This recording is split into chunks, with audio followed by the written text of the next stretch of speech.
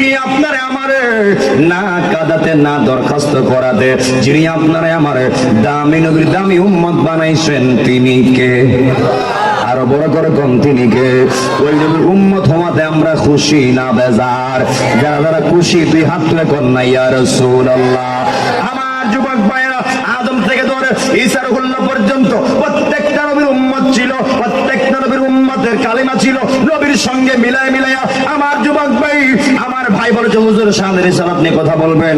আমি শুরুতেই বলতে চাই, আল্লাহ আমার আপনার নবীরে কেমন মর্যাদাবান করেছে, কেমন ইজ্জতওয়ালা করেছে, একটু বললে আপনারা বুঝে যাবেন। আদম নবীর উম্মতের কালিমা ছিল লা ইলাহা ইল্লাল্লাহ, আদম সফিউল্লাহ।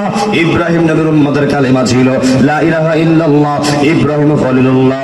ওই মুসা কালিমুল্লাহর উম্মতের কালিমা ছিল লা ইলাহা ইল্লাল্লাহ, মুসা কালিমুল্লাহ।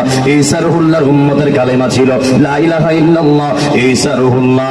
আর আমার আপনার নবীর উম্মতের কালিমা হলো লা ইলাহা ইল্লাল্লাহ, মুহাম্মাদুর রাসূলুল্লাহ সাল্লাল্লাহু আলাইহি ওয়াসাল্লাম। আমার সরকার কালের বাবাজিরা রে,